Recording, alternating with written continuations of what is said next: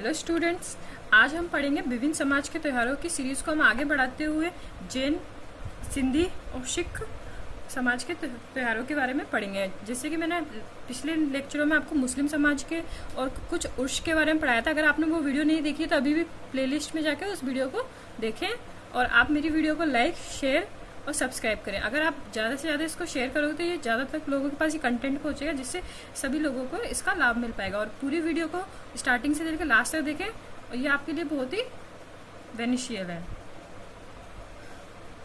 तो स्टार्टिंग करते हैं जैन पर्व। तो जैन पर्व के लिए स्टूडेंट्स मैंने आप लोगों के लिए एक ट्रिक बनाई है, तो आप पहले इसको सुन लीजिए, फिर हम इसके जो फेस्टिवल्स हैं उनको याद करें। बेसिकली जैन पर्व, इनसे रिलेटेड जो क्वेश्चंस आते हैं उनसे ज़्यादा इन्फॉर्मेशन नहीं पूछी जाती, बस इतना ही पूछा जाता है कि ये त्योहार कौन से कम्युनिटी को बिलोंग करता है, कौन से समाज को बिलोंग करता है। तो इसके लिए मैंने एक ट्रिक बनाई है। तो देखिए कि 10 ऋषि हैं। कितने? 10 ऋषि हैं। किसके? जैन समाज के। जैन समाज के जो 10 ऋषि हैं वो क्या कर रहे हैं? महावीर जी की ढोक देने जा रहे हैं। और ढोक देने जा रहे हैं तो क्या क्या लेके जा रहे हैं? रोटी, पानी और सुगंधित अगरबत्तियां। ठीक है फ्रेंड्स, मैं एक बार दोबारा बताती हूँ कि जैन समाज के 10 ऋषि हैं, वो क्या कर रहे हैं? महावीर जी की ढोक देने जा रहे हैं और क्या क्या लेके जा रहे हैं? पानी, रोटी और सुगंधित अगरबत्तियां। तो ट्रिक देखिए पहले आप कि जैन समाज के 10 ऋषि महावीर जी के पास ढोक लगाने के लिए पानी, रोटी, सुगंधित अगरबत्ती लेकर जा रहे हैं। ठीक है, तो इससे हमें आपको जैन समाज के सारे फेस्टिवल्स याद हो गए। कैसे याद हो गए? मैंने क्या बोला? 10 ऋषि, तो पहले आ गया 10, तो 10 से आगे 10 लक्षण पर्व। इसको आप पढ़ लीजिए कि ये कब मनाया जाता है। ये चैत्र, भाद्रपद और माघ में मनाया जाता है। बेसिकली इसकी ज्यादा इंपॉर्टेंस भाद्रपद मंथ में होती है। ठीक है, तो 10 ऋषि थे, 10 लक्षण से चैत्र, भाद्रपद, माघ। अब मैंने क्या बोला? ऋषि, तो ऋषि से क्या आ जाएगा? नीचे आइए, ऋषभ जयंती। ऋषि से ऋषभ जयंती। तो इस दिन जैन समाज के ऋषभ जी, आप जानते हो जैन समाज के प्रथम तीर्थकर थे ऋषभ देव जी। ठीक है, तो इस दिन जैन समाज के प्रथम तीर्थकर ऋषभ देव का जन्म हुआ था। कब हुआ था? चैत्र कृष्ण नवमी। ये भी आप इसको याद कर सकते हो, एक आइडिया, चैत्र कृष्ण नवमी को। तो ठीक है, तो क्या हो गया? 10 ऋषि, 10 से 10 लक्षण पर्व और ऋषि से ऋषभ जयंती।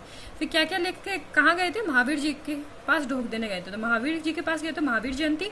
महावीर जी पता है 24वें तीर्थकर थे जैन समाज के। इनका बर्थ हुआ था चैत्र शुक्ल त्रयोदशी को। ठीक है, नेक्स्ट आए महावीर जी के पास क्या देने गए थे? ढोक देने गए थे। ढोक देने गए थे से पड़वा ढोक आ गया। पड़वा ढोक के दिन ये दिगंबर जैन समाज का समय याचना पर्व है। ठीक है, क्या क्या लेके गए थे?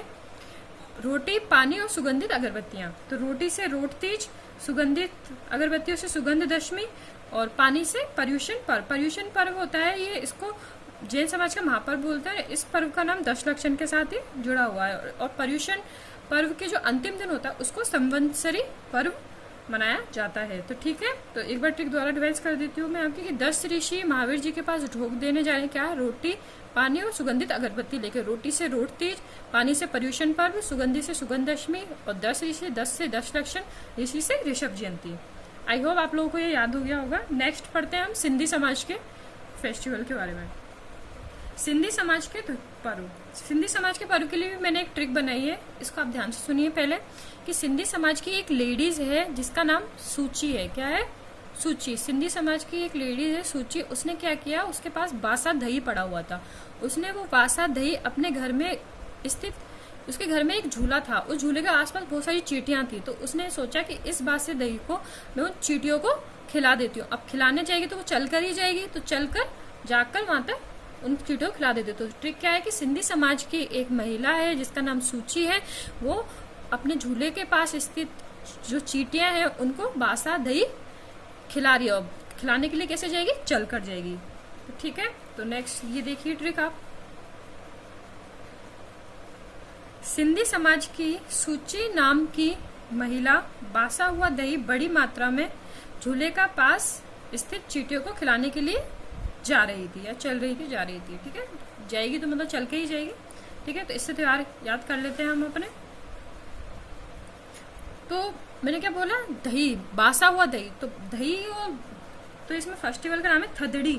तो थदड़ी से आप दही करके याद कर सकते हो कि थदड़ी या बड़ी सातम, बड़ी मात्रा में ऐसे ऐड कर सकते हो आप, थदड़ी या बड़ी सातम।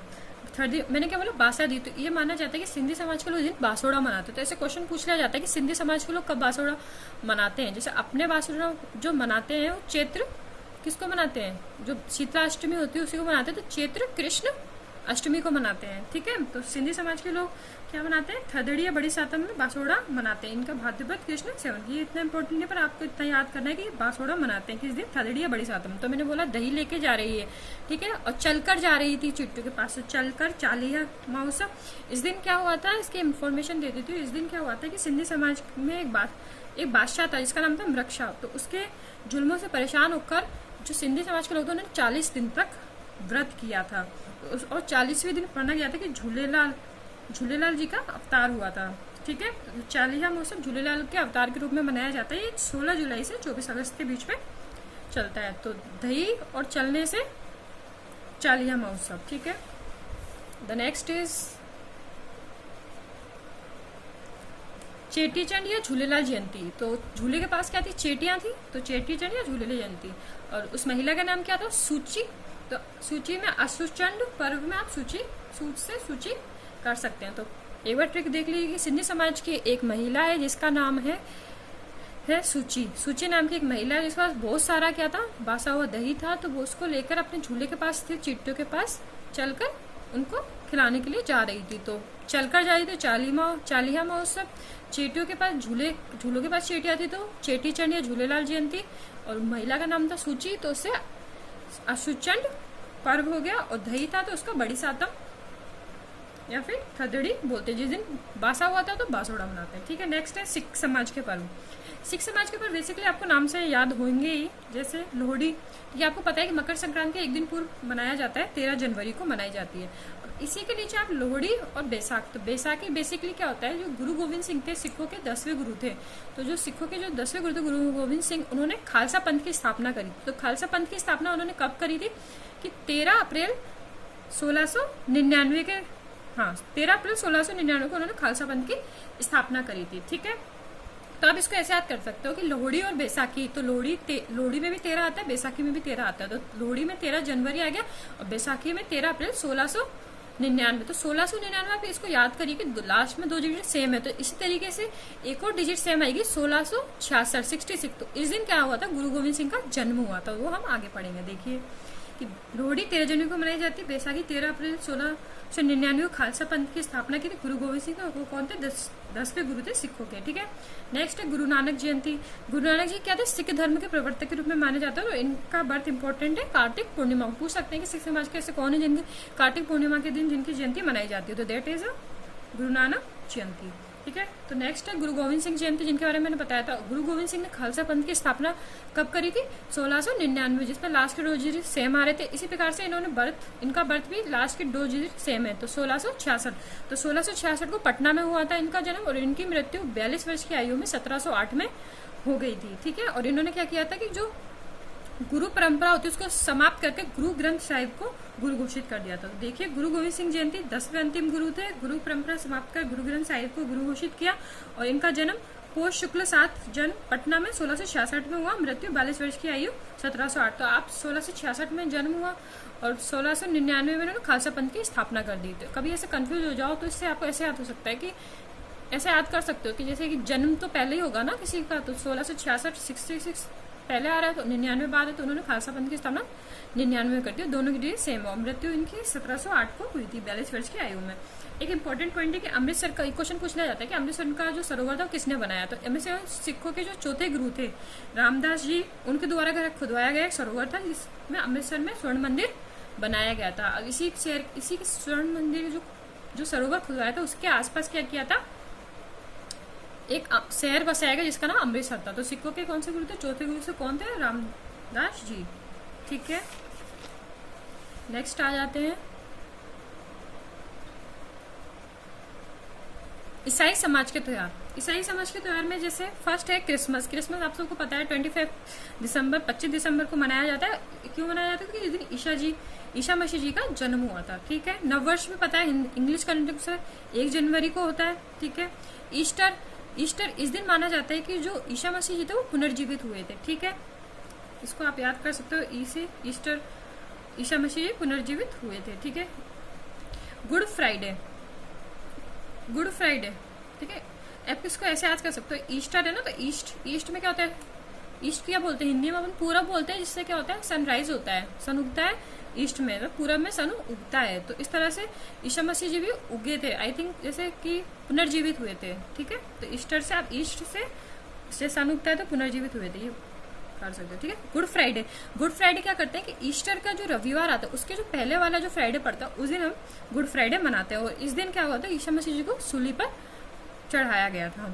ठीक है, तो ईस्टर के रविवार के पूर्व वाले शुक्रवार को इस दिन ईसा मसीह को सूली पर चढ़ाया गया था। असेंशन डे, असेंशन डे कब मनाया जाता है, ईस्टर के 40 दिन के बाद। ईसा मसीह जी, ऐसा माना जाता है कि ईस्टर के 40 दिन ईसा मसीह खुद अपनी इच्छा से स्वर्ग में लौट गए थे। तो ईस्टर के 40 दिन बाद मना, बेसिकली दो तो ईस्टर से रिलेटेड है। एक तो ईस्टर जो इसमें ईस्ट से उगते हैं, तो क्या हो गया, पुनर्जीवन हो गया उनका, ईस्ट किसका, ईसा मसीह जी का। और ईस्टर के जो पहले वाला जो शुक्रवार पड़ता है उस दिन हम क्या मनाते हैं, गुड फ्राइडे मनाते हैं। और ईस्टर के 40 दिन बाद जो फेस्टिवल आता है उसका असेंशन डे मनाते हैं। अब नवरोज, ये पारसियों के नववर्ष का प्रारंभ नवरोज माना जाता है। ठीक है, विविध में नेक्स्ट हम पढ़ेंगे ग्रिगोरियन कैलेंडर, जिसको अपन बेसिकली यूज करते हैं। इंग्लिश कैलेंडर होता है ग्रिगोरियन कैलेंडर। ये अंतर्राष्ट्रीय स्तर पे जो मान्य एक कैलेंडर है उसका नाम है ग्रिगोरियन कैलेंडर, जो 1 जनवरी से 31 दिसंबर तक होता है। ठीक है, राष्ट्रीय पंचांग जो इसको अपन पढ़ते हैं, जैसे चैत्र वैशाख ज्येष्ठ आषाढ़, ये वाला, तो इसकी स्थापना सबसे इंपॉर्टेंट है, इसको याद कर लीजिए, 22 मार्च 1957 को हुई थी। और ये किस पर आधारित है, शक पर आधारित है। और इसका प्रारंभ भी, जब से स्थापना 22 मार्च 1957 को हुई थी, तो इसका प्रारंभ भी 22 मार्च को चैत्र प्रतिपदा से हुआ था। ठीक है, द नेक्स्ट इज शक संवत। तो राष्ट्रीय पंचांग किस पर आधारित है, शक संवत पर। और शक संवत क्या होता है, जो अपना इंग्लिश कैलेंडर होता है ना, उससे 78 ईयर्स पीछे चलता है। ठीक है, और ये आगे देखिए, इसका प्रारंभ 78 ईस्वी में कुषाण शासक कनिष्क के काल में हुआ था। ग्रिगोरियन कैलेंडर से 78 वर्ष पीछे, तो शक में 78 वर्ष पीछे।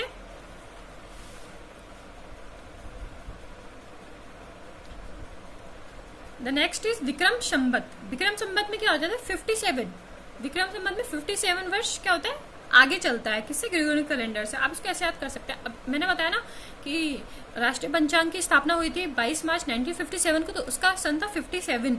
तो इस तरह से आप विक्रम संवत को भी कैसे याद कर सकते हैं कि 57, तो 57 वर्ष आगे था। अगर आपको विक्रम संवत याद हो जाएगा कि 57 वर्ष आगे था, तो आपको राष्ट्रीय पंचांग की डेट का जो सन होता है वो भी याद करने में कोई कंफ्यूजन हो। 1957, तो शक संवत तो 78 वर्ष पीछे होता है, विक्रम संवत 57 वर्ष आगे होते हैं, जो चैत्र शुक्ल एकम से चैत्र अमावस तक चलता है। ठीक है, हिजरी सन, इस दिन मैंने बताया था आपको कि जो ख्वाजा मुइनुद्दीन चिश्ती का जन्म हुआ था वो भी हिजरी सन में हुआ था। उल्सान मैंने बताया था, तो उल्लास के साथ हुआ था। अगर आपने वो वीडियो नहीं देखी तो प्लीज प्लेलिस्ट में जाकर उस वीडियो को जरूर देखें और लाइक करें और शेयर करें अपने दोस्तों तक, ताकि उसका जो फायदा है वो आपके सभी दोस्तों को मिल सके। हिजरी सन क्या है, बेसिकली चंद्रमा पर आधारित है। और इस सन का जो फर्स्ट जो मंथ होता है, जैसे अपने इंग्लिश कैलेंडर में जनवरी होता है, हिंदी कैलेंडर में चैत्र होता है, उसी प्रकार से जो उर्दू में जो कैलेंडर होता है उसका जो फर्स्ट मंथ होता है उस दिन मुहर्रम मनाई जाती है। ठीक है, और जो लास्ट मंथ होता है जिलहिज, जिलहिज के दिन मैंने बताया था ना, जिलहिज, तो उन्होंने अपने, किसने, पैगंबर मोहम्मद साहब ने अपने बेटी की कुर्बानी दी थी ना, जो उन्हें इस्माइल करके, मैंने, अगर हाँ आपने वो वीडियो देखो उसको भी आप जाके प्लेलिस्ट में देख सकते हैं। तो पहला महीना मुहर्रम तथा अंतिम महीना जिलहिज। मैंने उसमें उस वीडियो में बहुत ही अच्छे तरीके से आपको समझा रखा है। अगर आप उस वीडियो को 1-2 बार देखोगे तो आई होप आपको वो हमेशा के लिए याद रहेगी। और कुछ चीजें ऐसी होती हैं जो अपन को लगता है कि याद नहीं होती, उनको आप ऑप्शंस जब आते हैं सामने तो उसके थ्रू आपको जब देखोगे तो आपको वो जो मैंने चीज बताई है वो आपको तुरंत याद आ जाएगी। ठीक है स्टूडेंट्स।